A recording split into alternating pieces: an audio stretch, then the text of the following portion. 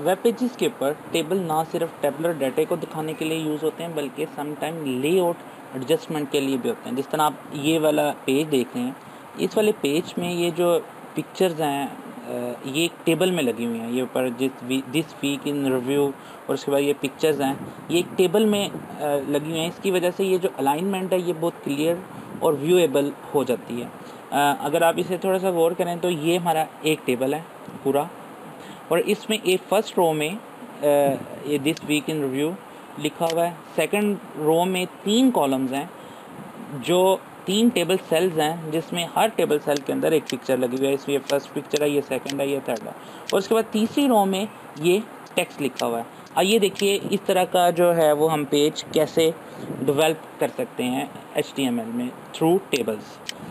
सबसे पहले हम टेबल का टैग स्टार्ट किया, उसके बाद एक TR लगाई। इसके अंदर एक कॉलम है, TD है और TD क्लोज है, ये TR ख़त्म, ये फर्स्ट रो। उसके बाद हमने दूसरी रो शुरू की, उसमें हमने फर्स्ट TD लगाई, फर्स्ट टेबल सेल लगाया। इसके अंदर हम इमेजेस लगाने के लिए इमेज का टैग यूज़ करते हैं। जिस तरह हमें लास्ट लेक्चर में हमने देखा था, इमेज कोई भी लगाना हो, IMG का टैग, उसके बाद सोर्स, इमेजेस का पाथ और इसके बाद ये क्लोज। अब इस एक TD में एक इमेज लग चुका है। इसी तरह अगर हम यहाँ पे दूसरा इमेज लगा दें, वो भी हमारा इमेजेस की डायरेक्टरी में IMG2 के नाम से, और उस तरह हम तीसरा इमेज लगा देते हैं। जब हम इसे ब्राउज़र में व्यू करते हैं इस पेज को, तो ये कुछ इस तरह का हमें नज़र आता है। इसमें ये देखें कि ये पहला टेबल है। अगर आप इसको थोड़ा सा विजुलाइज करना चाहते हैं तो आप टेबल का जो बॉर्डर है वो 1 कर दें, तो आपको ये सब कुछ एक टेबल की शक्ल में नज़र आएगा, उसकी बाउंड्रीज भी नज़र आएंगी। अब आप देखें, ये टेबल की थर्ड रो है, ये टेबल की सेकंड रो है और ये टेबल की फर्स्ट रो है। ये आपको टेबल सेल नज़र आ रहा है। इसमें हम अब फर्स्ट रो में हम लिख देते हैं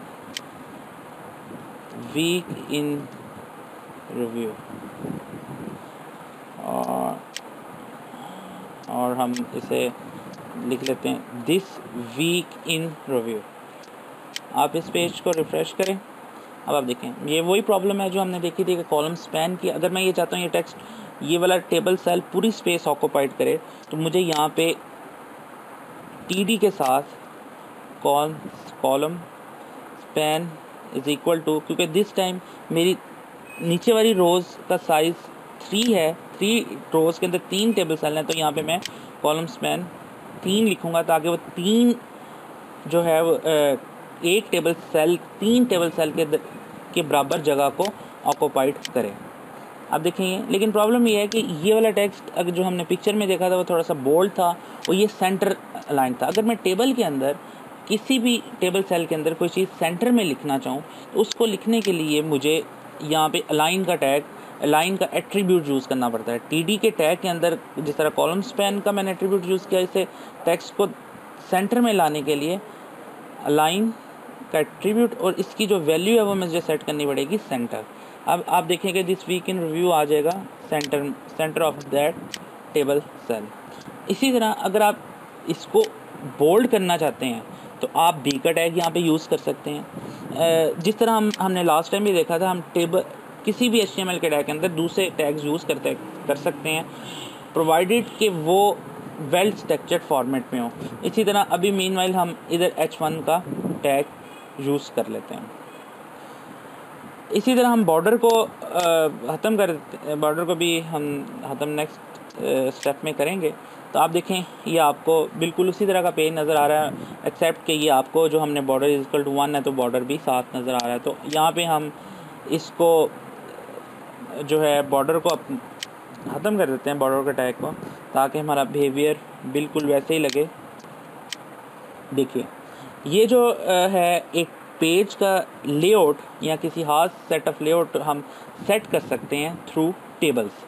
आइए अब देखते हैं टेबल के साथ हम बाकी कौन कौन से काम कर सकते हैं। टेबल्स को यूज़ करते हैं कि पूरी साइट का लेआउट डिसाइड हो सकता है। अभी आप MSN का हम पेज ओपन करते हैं। इस पेज में अगर आप थोड़ा सा गौर करें, ये वाला जो कंटेंट्स हैं, ये वाले कंटेंट भी एक्चुअली टेबल ही के थ्रू हम लगा सकते हैं।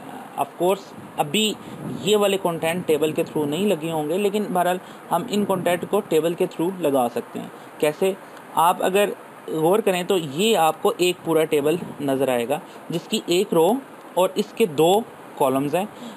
ये फर्स्ट टेबल सेल के अंदर एक रो के अंदर 2 टेबल सेल हैं और फर्स्ट टेबल सेल के अंदर ये इमेज लगा हुआ है और दूसरे टेबल सेल के अंदर ये टेक्स्ट है। इसी तरह अगर आप ये वाली पिक्चर देखें तो ये भी एक टेबल है जो जिसके अंदर 2 रोज़ हैं, जिसके अंदर एक रो है और 2 टेबल सेल हैं। फर्स्ट टेबल सेल में पिक्चर है और दूसरे टेबल सेल में कंटेंट्स हैं।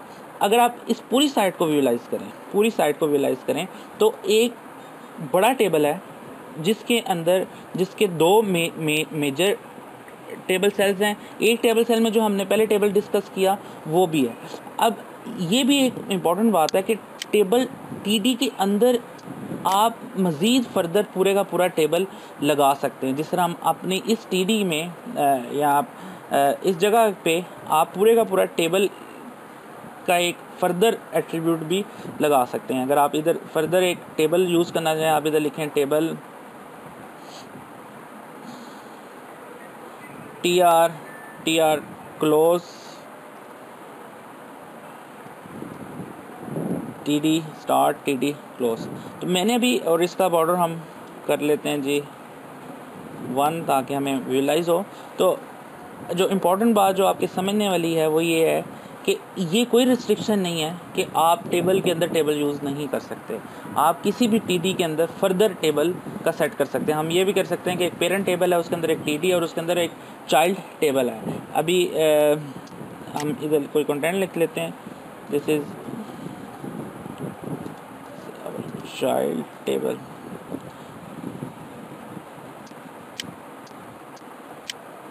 तो आप देखें ये टीडी के अंदर ये एक चाइल्ड टेबल ओपन हो गया। इसी तरह पूरी की पूरी साइट को मैनेज किया जाता है और पूरी की पूरी साइट को हम लोग कंट्रोल कर सकते हैं। अभी हम लोगों ने जो टेबल डिज़ाइन किया है इसका स्ट्रक्चर होमोजीनियस टाइप का है। होमोजीनियस मीन्स कि इसमें हर रोज़ में 2 सेल हैं। फर्स्ट रो में भी 2 सेल हैं, सेकंड रो में भी 2 सेल हैं, थर्ड रो में भी 2 सेल हैं।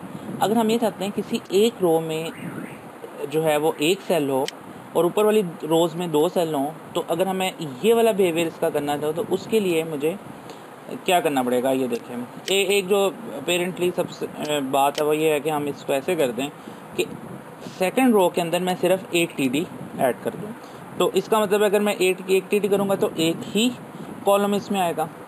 हम इसे सेव करते हैं, इस पेज को रिफ़्रेश करते हैं तो आप देखें कि इसमें अब एक कॉलम आ रहा है। लेकिन प्रॉब्लम क्या है कि ये वाली स्पेस वेकेंट जा रही है, बिल्कुल इस स्पेस में हमें कुछ नहीं नज़र आ रहा। ये वाला जो सेल है वो सिर्फ इसने इतनी स्पेस ऑक्यूपाइड किया जितनी है। लेट्स से अगर इस सेल में कंटेंट कुछ इस तरह होते, row 2 cell 1 I am not merge cell, तो आप देखेंगे क्योंकि कंटेंट ज़्यादा हैं और इसको स्पेस ऑक्यूपाइड करने के लिए जब एक्सपेंड करेगा तो सिर्फ उसने उसी सेल में एक्सपेंड किया, वो इस सेल में नहीं आया।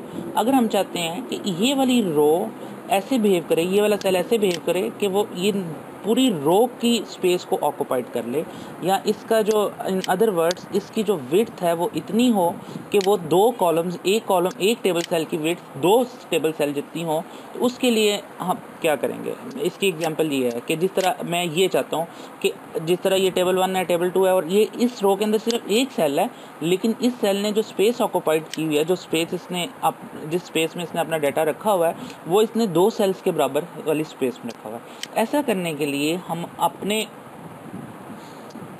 हम HTML के अंदर TD के अंदर कॉल स्पैन का एट्रीब्यूट यूज़ करेंगे। TD टैग के अंदर आप कॉल स्पैन का एट्रीब्यूट यूज़ करेंगे और इसको बताएंगे ये जो कॉलम स्पैन है ये करेगा 2 टेबल सेल जितना। इसका ये मतलब है कि ये कॉलम स्पैन 2 टेबल सेल जितना जो है वो जगह ऑक्यूपाइड करेगा। ये पूरा कॉलम स्पैन 2 टेबल सेल जितनी स्पेस को ऑक्यूपाइड करेगा। इसे हम ब्राउज़र में देखते हैं तो ये देखिए कि अब इसका बिहेवियर वही है जो हम चाह रहे हैं। ठीक है, इस टोटली डिपेंड्स ऑन यू कि आप इसको किस तरह टेबल को देखना चाहते हैं। एडिशनली अभी आप देख रहे हैं ये टेबल की विड्थ बहुत स्मॉल है, मतलब ये जो है टोटल पेज का कोई 20% स्पेस इसने ऑक्यूपाइड किया है। मैं ये चाहता हूँ ये पूरे का पूरा टेबल ज़्यादा, इसकी विड्थ का साइज़, जो टेबल का साइज़ है वो ज़्यादा हो जाए। उसके लिए हम विड्थ का एट्रीब्यूट यूज़ करते हैं टेबल के साथ। अभी जिधर जैसे हमने बॉर्डर का एट्रीब्यूट यूज़ किया, इसी तरह हम विड्थ का एट्रीब्यूट यूज़ कर सकते हैं। अगर मैं विड्थ इज़ इक्वल टू 100% लिख दूंगा तो जितनी भी ये स्क्रीन के ऊपर स्पेस अवेलेबल होगी, ये उतनी स्पेस पे ये वाला टेबल ऑक्यूपाइड हो जाएगा। तो ये आप देखें कि ये पूरी स्क्रीन के ऊपर ये टेबल आ गया। अगर मैं इसको 75% करूँगा तो दैट्स मीन ये स्क्रीन का या पेज का, ब्राउज़र का 75% एरिया ऑक्यूपाइड करेगा। ठीक है, इसीलिए इस तरह आप इसको विड्थ को कंट्रोल, जैसे जितनी भी आप इसे टेबल के विड्थ को रखना चाहें वैसे रख सकते हैं। दूसरे नंबर पे हम इधर परसेंटेज की जगह पे हम पिक्सल में भी साइज़ दे सकते हैं कि आप बता दें कि स्क्रीन का 400 पिक्सल तक इस पे टेबल का साइज़ है, तो यहाँ तक ये 400 पिक्सल बनते हैं। हम पिक्सल के ऊपर डिटेल से बात करेंगे in our CSS lectures. Secondly, आप अगर सम टाइम ये भी होता है कि हमें टेबल्स की जो बाउंड्रीज़ हैं वो हम नहीं दिखाना चाहते, उसके लिए अगर आप इधर बॉर्डर का टैग एट्रीब्यूट ख़त्म कर दें तो अब आपको टेबल की कोई भी बाउंड्री नज़र नहीं आएगी। तो आप सेव करें, रिफ़्रेश करें, तो अब आपको जो टेबल्स की बाउंड्रीज़ हैं वो नज़र नहीं आएंगी। तो ये बिल्कुल आप तमाम कंटेंट्स अपनी जगह पे अरेंज्ड हैं, लेकिन इसकी कोई भी बाउंड्री आपको नज़र नहीं आ रही।